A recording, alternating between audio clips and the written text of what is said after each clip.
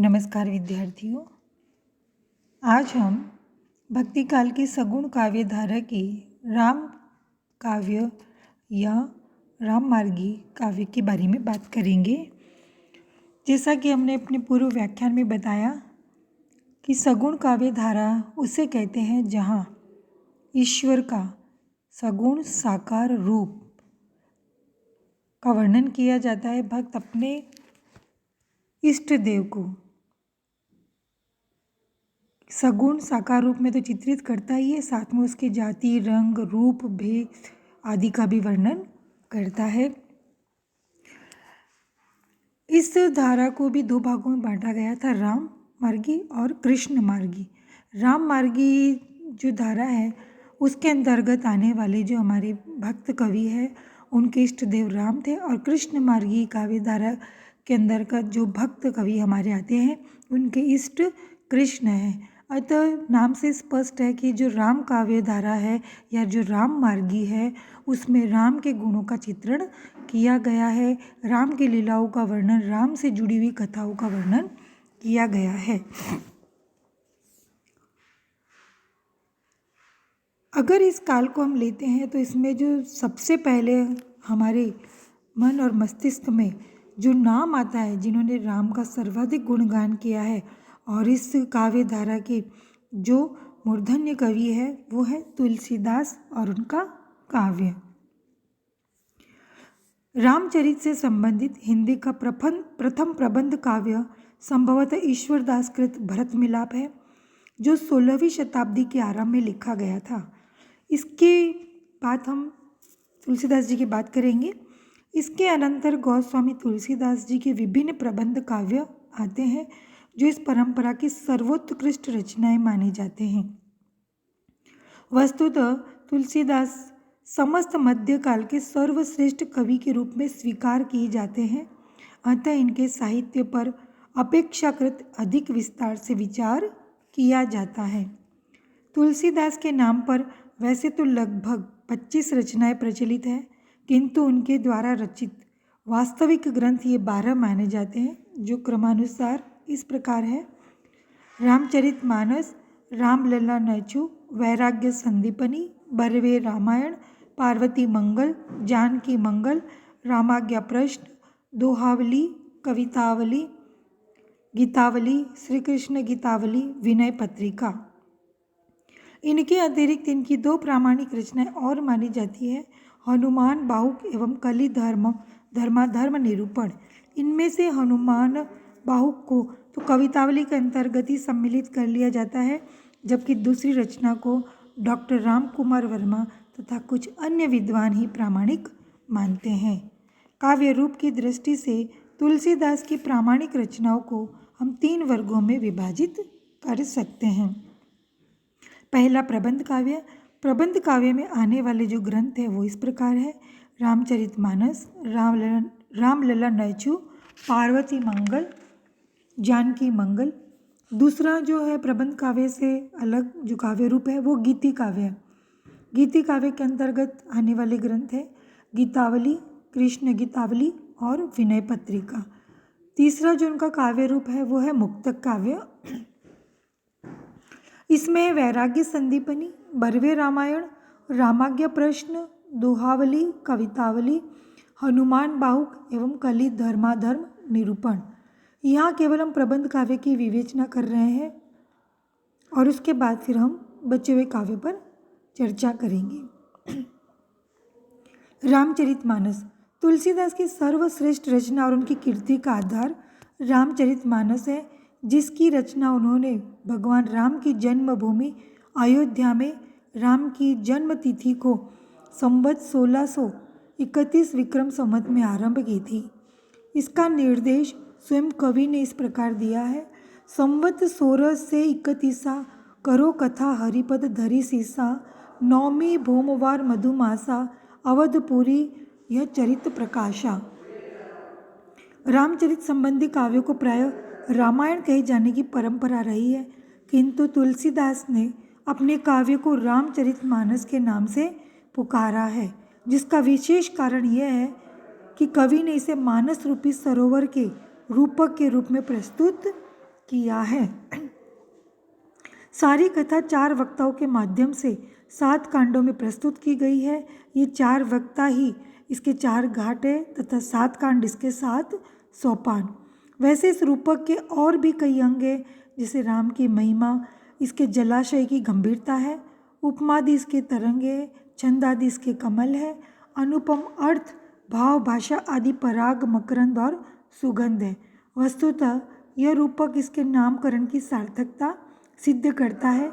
ये दूसरी बात है कि यह इतना अधिक विस्तृत एवं बौद्धिक हो गया है कि जिससे इसमें काव्यात्मक आकर्षण बहुत कम रह गया है।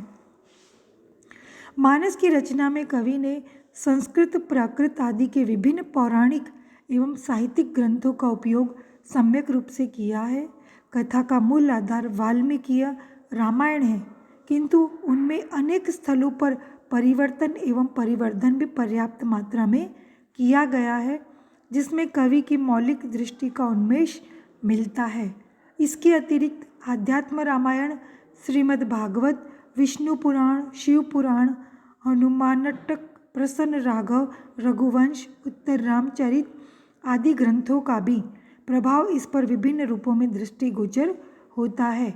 जैसा कि स्वयं कवि ने नाना पुराण निगमागम संगत यह रामायणे निगर्मित क्वचिदपि कहकर स्वीकार किया है।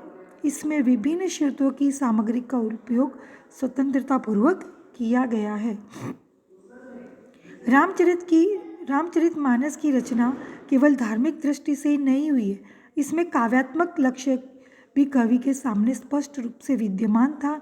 इसकी ध्वनि निम्नलिखित या अग्रसर जो हम उक्तियों का वर्णन करेंगे उसमें देखने को मिलती है। तैसे ही सुकवि कवित बुद्ध कही, उपजई अनंत अनंत छबित लही, यद्यपि कवित रस एको नाही, राम प्रताप प्रकट यही माही। जे प्रबंध नहीं बुध आदरी, सो श्रम बाधी बाल कवि करही, किन्हे प्राकृत जन गुण गाना, सिर धुनि गिरा लाग पछिताना। इन पंक्तियों में कवि कविता एवं काव्यात्मकता का उल्लेख इस बात का प्रमाण है कि कवि ने भले ही शिष्टता एवं विनम्रता के नाते अपनी रचना को काव्यत्व से शून्य कर दिया है, किंतु इसकी आंतरिक इच्छा अपनी रचना को काव्यात्मक दृष्टि से भी सफल बनाने की रही है। इतना ही नहीं, अप्रत्यक्ष रूप से उन्होंने उन कवियों के प्रयास को निंदनीय बताया है जो प्राकृत व्यक्तियों का गुणगान करने में अपने कवित्व शक्ति का अपव्यय करते हैं। ऐसी स्थिति में यह स्वीकार किया जा सकता है कि तुलसीदास में धार्मिक भावनाओं की प्रबलता के होते हुए भी वे अपनी रचना की काव्यात्मकता के प्रति सचेत थे। इतना ही नहीं, रामचरितमानस एवं अन्य रचनाओं के आधार पर उनके काव्य दर्शन की पूरी रूपरेखा तैयार की जा सकती है। यहाँ संक्षेप में इतना ही हम कह सकते हैं कि तुलसी काव्य के क्षेत्र में महत्व के उपासक थे। वे महान वस्तु एवं महान लक्ष्यों को लेकर चलने वाले कवि थे। इसीलिए उनकी दृष्टि में वही कला सफल कला थी जो सौंदर्य युक्त होने के साथ साथ सबके लिए हितकारी भी हो। गोस्वामी तुलसीदास का राम विषयक एक प्रबंधात्मक काव्य रामलला नहचु है, जो केवल 20 छंदों में समाप्त हो गया है। ये 16 छंद में रचित है, जो अवध और बिहार के लोकगीतों, विशेषतः पुत्र जन्म, नामकरण, विवाह आदि से संबंधित गीतों में प्रयुक्त होता है। इसमें राजा दशरथ के चारों पुत्रों के यज्ञोपवीत संस्कार का वर्णन है। यज्ञोपवीत से पूर्व नख क्षौर नाखून काटने के लिए किए जाने का भी विधान है तथा इसी नख क्षौर का अपभ्रष्ट रूप नहछुर या नहचु बना है। कुछ विद्वानों ने इसे विवाह संबंधी गीत मान लिया है, किंतु जैसा कि पंडित राम गुलाब द्विवेदी एवं डॉक्टर विमल कुमार जैन ने अपने तुलसी विषयक ग्रंथों में सिद्ध किया है, इसका संबंध यज्ञोपवीत संस्कार से ही है। तुलसीदास जी की महत्ता। तुलसीदास की प्रबंधात्मक रचनाओं के संबंध में यहाँ सामान्य रूप में इतना ही कहना पर्याप्त होगा कि उनकी कीर्ति का अमर आधार रामचरितमानस ही है। इससे न केवल इस परंपरा का अपितु समस्त हिंदी काव्य का सर्वश्रेष्ठ ग्रंथ माना जाता है।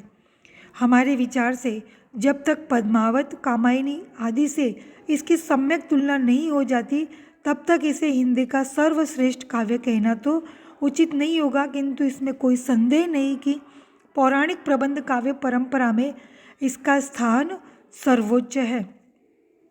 समग्र रूप में तुलसीदास की महत्ता के विभिन्न आधार माने गए हैं। कुछ लोग उन्हें धर्मोपदेशक के रूप में, कुछ भक्त के रूप में और कुछ लोकनायक के रूप में सर्वोच्च मानते हैं। अवश्य वे अपने युग के सबसे बड़े धर्मात्मा, भक्त एवं लोकनायक थे, किंतु ये सारे पद एवं विशेषण किसी के काव्यत्व की महत्ता का बोध नहीं करवाते। यदि ऐसा ही होता तो महात्मा गांधी को सबसे बड़ा कवि भी मान लेते। हमारे विचार से कवि तुलसीदास की महत्ता का सबसे बड़ा आधार उनमें काव्यत्व की व्यापकता एवं गंभीरता दोनों का उचित समन्वय होना है। जहाँ उन्होंने काव्य के विभिन्न रूपों, प्रवृत्तियों एवं शैलियों को अपनाकर व्यापकता का परिचय दिया है, वहीं जीवन के उदात्त आदर्शों एवं गंभीर भावों के प्रस्तुतिकरण के द्वारा अपने दृष्टिकोण की गंभीरता को भी प्रमाणित किया है। उनके काव्य में सौंदर्य का चित्रण है, किंतु उससे भी अधिक महत्वपूर्ण है औदात्य की आकर्षक व्यंजना। काव्य की दृष्टि से उनकी समस्त धार्मिकता, नैतिकता एवं दार्शनिकता का सबसे अधिक महत्व इस बात में है कि ये सब उसमें औदात्य की प्रतिष्ठा एवं व्यंजना में सहायक सिद्ध होते हैं। इसी औदात्य को रस सिद्धांत की शब्दावली में प्रत्यक्ष आनंद स्वरूप शांत रस के रूप में स्वीकार किया जा सकता है। विद्यार्थियों, आज हमने राममार्गी काव्य धारा के अंतर्गत तुलसीदास और उनके रामचरितमानस और रामलीला नचू पे थोड़े से चर्चा करी। आगे के व्याख्यान के अंतर्गत हम राममार्गी काव्य धारा की विशेषताएं और अन्य कवियों के बारे में बात करेंगे। धन्यवाद विद्यार्थियों।